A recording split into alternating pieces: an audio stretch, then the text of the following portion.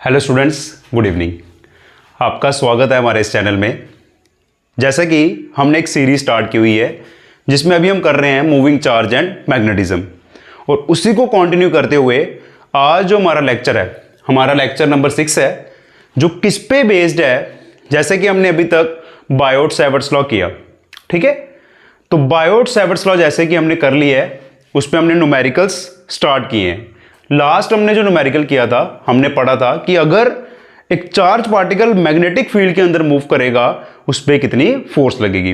तो उसी चीज को कंटिन्यू करते हुए आज जो हम इस लेक्चर में आज का जो लेक्चर काफी इंपॉर्टेंट रहने वाला है। आज जो इस लेक्चर में हम करने वाले हैं वो क्या है कि बायोट-सैवर्ट्स लॉ की जो सेकंड एप्लीकेशन है उस पर हम क्वेश्चंस करेंगे।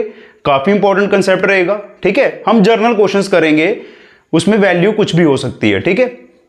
तो और जो आज इस वीडियो को फर्स्ट टाइम देख रहे हैं, जो हमारे चैनल में आज फर्स्ट टाइम आए हैं, तो पहले इस लेक्चर को देखने से पहले जो हम टॉपिक करवा दिए गए हैं उनको एक बार जरूर देखिएगा, उससे कंसेप्ट आपका बिल्कुल क्लियर हो जाएगा, ठीक है। चलिए स्टार्ट करते हैं।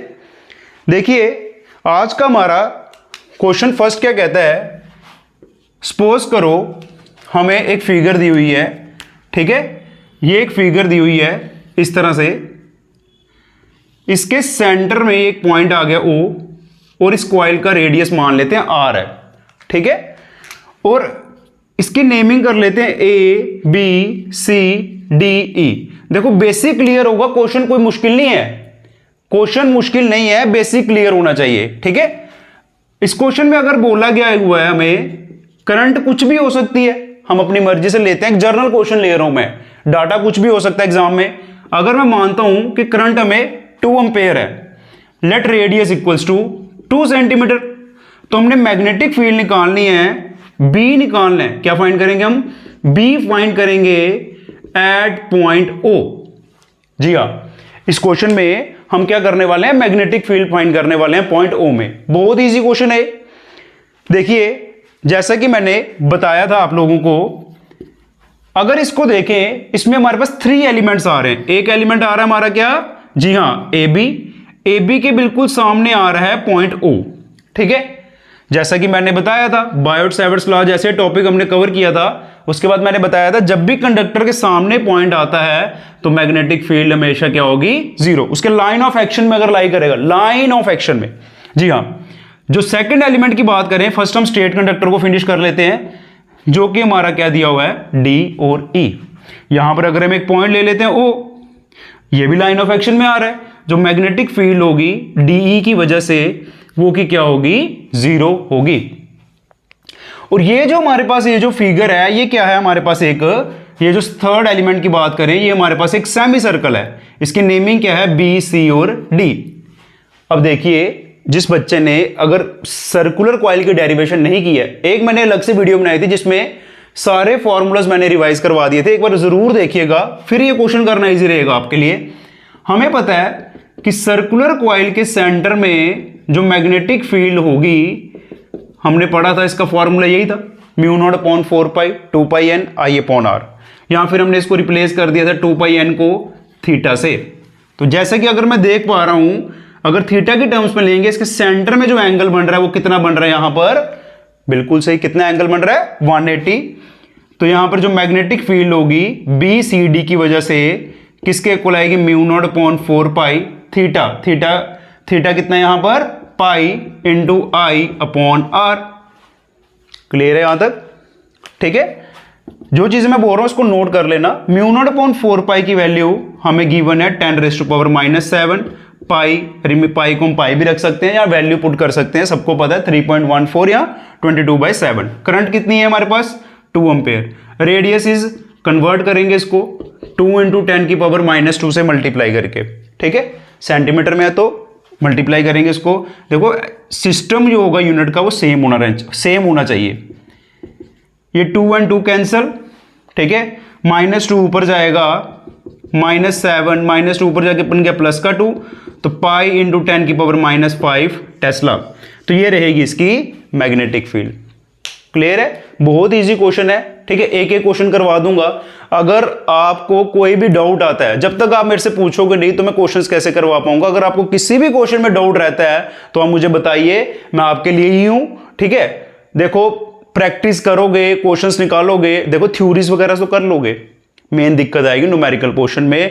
और सीबीएसई का लेवल बहुत आगे चला गया हुआ है, बहुत ही आगे चला गया। हर साल क्वेश्चंस का लेवल बढ़ रहा है, जेडब्ल्यू के क्वेश्चंस भी पूछे जा रहे हैं, नीट के क्वेश्चंस भी पूछे जा रहे हैं उसमें, तो प्रैक्टिस आपको करनी पड़ेगी। अदरवाइज एग्जाम में फिर रिजल्ट के टाइम पे आपको एग्जाम के टाइम यही रहेगा कि हमारा सर एग्जाम अच्छा नहीं हुआ। तो रीजन एक ही है, एग्जाम नहीं अच्छा होने का, प्रैक्टिस नहीं है। ठीक है, तो जीरो यहां पर आ गया, यहां पर जीरो और ये आ गया, तो नेट मैग्नेटिक फील्ड यहां पर क्या आ गई हमारी, और यही मैग्नेटिक फील्ड है, जीरो प्लस ये, तो हमारी आंसर निकल चुका है। हाँ, अगर इसमें डायरेक्शन पूछी होगी, ठीक है, तो सर्कुलर कॉइल की वजह से मैंने तुम लोगों को बताया था कि अगर कॉइल सर्कुलर है तो सर्कुलर की वजह से मैग्नेटिक फील्ड हम यहां पर देख पा रहे हैं कैसे आ रही है, इनवर्ड, और इनवर्ड के लिए हम यूज करते हैं क्या, क्रॉस, और आउटवर्ड के लिए हम यूज करते हैं डॉट। ठीक है, तो ये आज का हमारा क्वेश्चन फर्स्ट था, उम्मीद करता हूं ये क्लियर होगा। ठीक है, तो वीडियो को पॉज करके एक बार इसको देखिए अच्छे से। चलते हैं नेक्स्ट क्वेश्चन की तरफ। सेकंड हमें क्या दिया हुआ है, ठीक है, कॉइल से रिलेटेड ही क्वेश्चन करेंगे आज हम, सर्कुलर कॉइल के। सेकंड क्वेश्चन की अगर हम बात करते हैं, सपोज करो हमारे पास यहां पर सर्कुलर कॉइल है, दोनों का सेंटर सेम है, concentric, concentric means that they have common centre, और रेडियस अलग अलग है R1 एंड R2। एक में करंट अगर चल रही है I1, वैल्यू कुछ भी हो सकती है, मेन चीज है कंसेप्ट समझना, क्योंकि वैल्यू अगर मैं यहां पर I1 की वैल्यू 2 ले रहा हूं, न्यूमेरिकल एग्जाम में अगर आपको आता है तो वैल्यू कुछ भी हो सकती है। तो I1 में अगर क्लॉकवाइज ले रहा हूं तो I1 let it be anti clockwise. तो क्या बोला हुआ है कि दोनों कॉइल्स पड़ी है, एक बड़ा वाला सर्कल, एक छोटा सर्कल, तो उसके अंदर छोटा सर्कल पड़ा हुआ है। हमने बताना है कि ये जो पॉइंट O है, O पॉइंट पे मैग्नेटिक फील्ड कितनी होगी। ठीक है, मान लेते हैं यहां पर एक सर्कल ड्रॉ कर लेते हैं जिसका रेडियस क्या है R1 और करंट कितनी है I1। इसकी वजह से इस लूप को नाम दे देते हैं L1 या 1 लिख लीजिए, इसको लिख लेते हैं L2। ठीक है, देखो चीजें काफी इजी हैं, प्रैक्टिस चाहिए, तो वही चीज लग रही है यहां पर।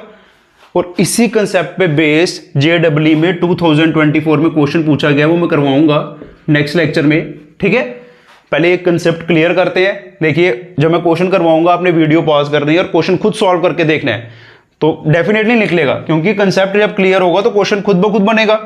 तो B1 की वैल्यू, जी हाँ बताइए, ट्राई करो खुद से एक बार, क्या वैल्यू है, μ0/4 पाई 2 पाई इंटू n आता है। अगर n हमें गिवन दी है तो हम लेंगे, अदरवाइज नहीं लेंगे। यहां पर n की बात नहीं की तो नंबर ऑफ टर्न्स हम 1 लेके चलते हैं। Current here is I1 and radius is R1। ठीक है, करंट यहां पर I1 है और रेडियस यहां पर है R1। करंट को सपोज करो इस क्वेश्चन में मैं सेम रखता हूं, ठीक है, तो करंट यहां पर ले लेते हैं I। अब मुझे बताइए इसमें जो मैग्नेटिक फील्ड है, मैग्नेटिक फील्ड की इस क्वेश्चन में अगर हम देखें डायरेक्शन क्या होगी, तो राइट हैंड थंब रूल लगाएंगे तो कैसे आ रही है, बिल्कुल सही, कैसे आ रही है, इनवर्ड। हमारी डायरेक्शन कैसे रहने वाली है, इनवर्ड। वही अगर मैं सेकंड लूप को लेता हूं, ठीक है, सेकंड लूप को लेता हूं जहां पर करंट आई है और रेडियस है R2, जी हाँ, तो इसके लिए मैग्नेटिक फील्ड क्या रहने वाली है, μ0/4 पाई 2 पाई इंटू I/R2। और इसके लिए अगर हम देखें राइट हैंड थंब रूल लगाएंगे तो इसके लिए मैग्नेटिक फील्ड कैसे होगी, आउटवर्ड। ठीक है, अब मुझे बताइए एक मैग्नेटिक फील्ड इनवर्ड जा रही है और एक आउटवर्ड आ रही है, तो नेट मैग्नेटिक फील्ड कितनी होगी, नहीं, नेट मैग्नेटिक फील्ड जैसा आप लोग सोच रहे हैं जीरो, वो बिल्कुल नहीं होगी। क्यों, डिपेंड करेगा कि दोनों की वैल्यू अगर सेम है तब हम बोल सकते हैं सर जीरो होगी, बट यहां पर देखते हैं कि वैल्यूज क्या है दोनों की। अगर हम देखें ये जो फैक्टर है हमारा, ये दोनों केसेस में क्या आ रहा है, दोनों केसेस में हमारा ये फैक्टर सेम है, बट रेडियस वेरी कर रहा है, रेडियस वेरी कर रहा है, यहां पर R1 है, यहां पर R2 है। अब सोचिए कौन सी वाली वैल्यू बड़ी है इसमें से। देखिए अगर मैं B1 की बात करता हूं, यहां पर रेडियस B1 का कम है और यहां पर R2 जो है वो बड़ा है, तो देखिए ये इनवर्स रिलेशन है, मतलब जिसका रेडियस कम होगा क्योंकि बाकी सारी वैल्यू सेम है, जिसका रेडियस कम होगा वो वैल्यू उतनी ही बड़ी होगी। जैसे कि एग्जांपल में ले लेते हैं, अगर हमारा बाकी सारी चीजें सेम है, अगर मैं बोलता हूं 1/2, तुम बोलोगे सर 0.5, अगर बोलूंगा 1/4 तुम बोलोगे सर 0.25। जैसे जैसे डिनोमिनेटर बढ़ रहा है ये वैल्यू क्या कर रही है, डिक्रीज कर रही है। तो दैट मीन्स R1 वाली वैल्यू, क्योंकि R1 छोटा है तो R1 छोटा, तो R1 वाली वैल्यू क्या होगी, बड़ी होगी। तो नेट जो फील्ड होगी, नेट जो फील्ड हमारे पास आएगी जिसको हम B लिखेंगे, वो क्या आएगा, B1 - B2।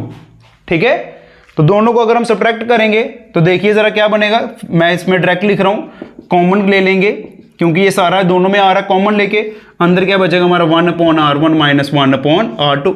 और इसके बाद बताइए क्या मुश्किल रहा, कुछ मुश्किल नहीं है। न्यूमेरिकल में डाटा दिया होगा μ0/4π की वैल्यू हमें पता है, वो हम पुट कर लेंगे। μ0/4π की वैल्यू हमें पता है, वो हम पुट करेंगे। 2π कांस्टेंट है, करंट सपोज करो इस क्वेश्चन में दे दी हमने 6 एम्पेयर। क्या मुश्किल है, कुछ मुश्किल नहीं है। R1 दिया होगा तो क्या दिक्कत है, R2 दिया होगा, हमारा आंसर आ गया। और इसमें एक चीज और पूछी जा सकती है कि नेट मैग्नेटिक फील्ड की डायरेक्शन क्या होगी। देखिए जिस तरफ जो वैल्यू बड़ी होगी, B1 बड़ा ना, तो जो वैल्यू बड़ी होगी वही हमारी फाइनल मैग्नेटिक फील्ड की डायरेक्शन रहने वाली है। तो यहां पर नेट मैग्नेटिक फील्ड की डायरेक्शन क्या होगी, तो कैसे करेगी, B1 की डायरेक्शन कैसे आ रही थी, इनवर्ड, और ये भी कैसे एक्ट करेगी, बिल्कुल इनवर्ड ही एक्ट करेगी। क्लियर है यहां तक, ठीक है। तो ये हमारे पास एक अलग टाइप का क्वेश्चन बन सकता था इसमें से, ठीक है। उम्मीद करता हूं ये क्लियर हो गया होगा। और इसी चीज को कंटिन्यू करते हुए आज का हम नेक्स्ट क्वेश्चन है वो देखते हैं, ठीक है। जो चीजें बता रहा हूं इसको नोट कर लीजिएगा, ये जो काफी इंपॉर्टेंट क्वेश्चन है ये। देखिए सपोज करो क्वेश्चन 3 है आज का हमारा। सपोज करो हमें क्वेश्चन कुछ इस तरह से दिया हुआ है कि एक हमें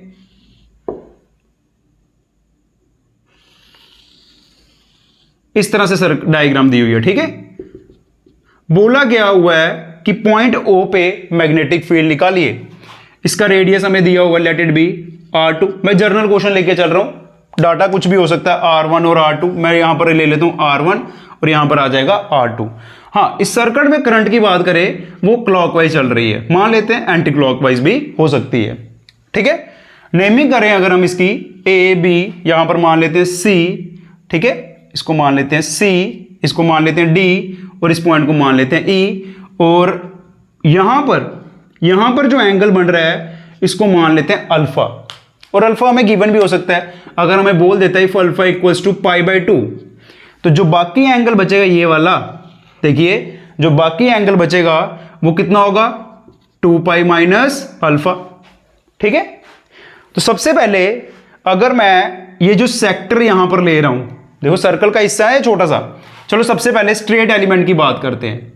magnetic field due to EA, बताइए जरा, सोचो। अभी फर्स्ट क्वेश्चन में हमने ये कंसेप्ट लगाया है कि EA की वजह से मैग्नेटिक फील्ड यहां पर कितनी होने वाली है, EA की वजह से मैग्नेटिक फील्ड कितनी होने वाली है। जी हां, बिल्कुल सही, जिसका आंसर आया है। देखिए मैग्नेटिक फील्ड कितनी होगी, 0। सेम रीजन अभी किया हमने क्वेश्चन। अब दूसरा एलिमेंट ले लेते हैं CD की वजह से, जो स्ट्रेट कंडक्टर है, ये रहा COD, ये पॉइंट हमारा क्या आ रहा है O। तो लाइन ऑफ एक्शन में जब भी लाई करेगा तो मैग्नेटिक फील्ड कितनी रहेगी, मैंने आपको बता दिया, क्या आएगी, 0। क्लियर है यहां तक। अब बात करते हैं ये जो पार्ट है, ठीक है, ये जो सर्कल का हिस्सा है, ये कितना एंगल बना रहा है यहां पे, अल्फा। और मैंने अभी बताया, अभी हमने यही चीज की है, तो क्या होगा, इसकी वजह से मान लेते हैं मैग्नेटिक फील्ड ड्यू टू, इसकी नेमिंग कर लेते हैं AB, क्या बनेगा, μ0/4π theta into I upon radius कितना है इसका, रेडियस हम ले लेते हैं R1। और थीटा की वैल्यू कितनी दी हुई है यहां पर, थीटा, जिसको हमने अल्फा बोला हुआ है, और अल्फा की वैल्यू कितनी है हमारे पास, अल्फा की वैल्यू कितनी रहने वाली है, π/2 I अपॉन R1। तो ये इसकी वैल्यू निकल गई। और करंट क्लॉकवाइज है तो डायरेक्शन रहने वाली है हमारी कैसे, इनवर्ड। डायरेक्शन कैसे रहने वाली है, इनवर्ड, ठीक है। ये हमारे आ गए AB की वजह से। अब हम बात करते हैं हमारा जो एलिमेंट है, ठीक है, कौन सा वाला, C D E, magnetic field due to C D E, ये वाला एलिमेंट जो है, इसमें जो एंगल बन रहा है ये वाला एंगल, अगर देखिए ये 2 पाई माइनस अल्फा जो कि किसके इक्वल होगा, पाई बाय 2, एलसीएम ले लेंगे 4 पाई माइनस पाई जो कि किसके वैल्यू इक्वल आ जाएगी 3 बाय 2, तो क्या आंसर बनेगा, म्यू नॉट अपॉन 4 पाई, देखिए थीटा, थीटा की जगह क्या आएगा यहाँ पे 3 पाई बाय 2, करंट हमारी आई है और रेडियस कितना है R2, करंट क्लॉकवाइज है ना, तो ये भी कैसे होगा, इनवर्ट। देखो कितना इजी क्वेश्चन है, कंसेप्ट क्लियर होना चाहिए, क्वेश्चन बहुत इजी है। तो हमारे पास नेट मैग्नेटिक फील्ड जो होगी, इन चारों को समीशन कर देंगे तो नेट मैग्नेटिक फील्ड जो बनेगी हमारे पास वो क्या निकल कर आएगी, यहां पर देखिए B इक्वल टू 0 प्लस 0, ठीक है, और म्यू नॉट अपॉन 4 पाई, यहां पर भी आ रहा है, यहां पर भी आ रहा है, आई यहां पर भी आ रहा है, यहां पर भी आ रहा है, आई को भी हम बाहर लिख लेते हैं, ठीक है, और क्या कॉमन ले सकते हैं, पाई अपॉन 2 यहां पर भी आ रहा है, यहां पर भी पाई अपॉन 2 आ रहा है, इसको भी एक साथ बाहर रख लेते हैं, और अंदर क्या बचेगा, यहां पर देखिए 3 अपॉन R2, 3 अपॉन R2, और यहां पर क्या बचा, प्लस 1 अपॉन R1, ठीक है, यही रहेगा ना, चेक कर लेते हैं एक बार फिर से, म्यू नॉट अपॉन 4 पाई आ गया है, पाई बाय 2 जी हाँ आ गया है, आई भी आ गया है, और यहां पर बचा 1 अपॉन R1, और यहां पर सेम रहेगा 3 अपॉन R2, ठीक है, और डायरेक्शन कैसे रहेगी, दोनों की डायरेक्शन सेम है, तो डायरेक्शन कैसे रहेगी, बिल्कुल सही, इनवर्ड, ठीक है, बिल्कुल इजी क्वेश्चन है, काफी इंपॉर्टेंट क्वेश्चन है ये, ठीक है, ये आज का हमारा क्वेश्चन नंबर था 3rd, ठीक है, चीजों को थोड़ा जल्दी करते हैं कि मैक्सिमम टॉपिक जो है वो कवर हो सके, ठीक है, उम्मीद करता हूं ये क्लियर होगा। अगर वीडियो अच्छी लग रही है, चीजें समझ आ रही हैं तो इसको लाइक कीजिए, अगर आप लाइक करोगे थोड़ी मोटिवेशन ज्यादा मिलती है, और नेक्स्ट लेक्चर में फिर जल्दी से हम वीडियो बनाएंगे, और क्या। देखिए नेक्स्ट क्वेश्चन की तरफ चलते हैं, ठीक है, नेक्स्ट क्वेश्चन क्या कहता है हमारा, सपोज करो 2 कॉइल्स हैं, एक हमारे पास कॉइल कुछ इस तरह से रहने वाली है, ठीक है, और दूसरी कॉइल की बात करें वो कुछ इस तरह से रहने वाली है, ठीक है, दोनों का सेंटर सेम है लेकिन दोनों कॉइल्स कैसी है, परपेंडिकुलर है, ठीक है, वही बात है, मैं कह रहा हूं कि डाटा कुछ भी हो सकता है, यहां पर करंट मान लेते हैं I1 है, मान लेते हैं 2 एम्पेयर है, 3 एम्पेयर है, कुछ भी हो सकता है, यहां पर करंट कितनी है हमारी, करंट कितनी है I2, इस वाली कॉइल का कंसेंट्रिक है, इसका लेकिन परपेंडिकुलर है, मतलब एक कॉइल ऐसे है और उसके ऊपर दूसरी कॉइल परपेंडिकुलर, इसका रेडियस R1 मान लेते हैं और इसका रेडियस हमारा क्या आ जाता है R2, तो बताइए इसके लिए मैग्नेटिक फील्ड, बताइए क्या मुश्किल है। सबसे पहले अगर मैं फर्स्ट कॉइल की बात करूं जो कि हमारे पास सामने ऐसे पड़ी है, करंट कैसे जा रही है, क्लॉक एंटी क्लॉकवाइज, तो मैग्नेटिक फील्ड लाइंस कैसे होंगी, आउटवर्ड। अब आउटवर्ड हम यहां पर ऐसे बनाएंगे तो यहां पर ऐसे तो नहीं कर सकते ना, तो उसके लिए मैं एक अपवर्ड एरो बना लेता हूं और इस कॉइल को 1 माना हुआ है तो इसके लिए मैग्नेटिक फील्ड मान लेता हूं B1, ठीक है, वैल्यूज तो हम निकाल लेंगे, वैल्यूज मुश्किल नहीं है, डायरेक्शन समझिए। सेकंड कॉइल जो है, सेकंड कॉइल की बात करें, एक सेकंड, ये जो कॉइल है ये हमारी ना इसके परपेंडिकुलर पड़ी है, मतलब ऐसे करंट जा रही है, ठीक है, थोड़ा डायग्राम को समझना ध्यान से, ये इस तरह से करंट जा रही है तो मैग्नेटिक फील्ड इसके लिए कैसे होगी, थोड़ा बनाने की कोशिश करते हैं 3D में, ठीक है, इसको हम ना डॉटेड में ले लेते हैं, मतलब ये इसके परपेंडिकुलर पड़ी हुई है, करंट ऐसे जा रही है तो इसकी वजह से मैग्नेटिक फील्ड होगी वो इस डायरेक्शन में होगी B1, और दूसरा लूप हमारा ऐसे पड़ा हुआ है तो इसके लिए जब हम राइट हैंड थंब रूल लगाएंगे, देखिए इसके लिए कैसे जा रही है अपवर्ड, तो ये आ जाएगा B2, और B1 और B2 की वैल्यू निकालना क्या मुश्किल है, बिल्कुल नहीं, वही formula mu naught upon 4 pi into 2 पाई n इंटू करंट है I1 अपॉन R1, बाकी वैल्यूज पुट करेंगे हमारा आंसर आ जाएगा, म्यू नॉट अपॉन 4 पाई 2 पाई n into I2 upon R2। लेकिन मेन चीज क्या है जिधर बच्चे गलती करते हैं, B1 और B2 की वैल्यू की अगर हम बात करें, B1 और B2 दोनों वेक्टर क्वांटिटीज है ना, जब दो वेक्टर परपेंडिकुलर होते हैं तो उसका रिजल्टेंट हम लोग कैसे निकालते हैं, 11th में पढ़ा हुआ है, कंसेप्ट क्या है, क्या रहेगा, B1 का स्क्वायर प्लस B2 का स्क्वायर, ठीक है।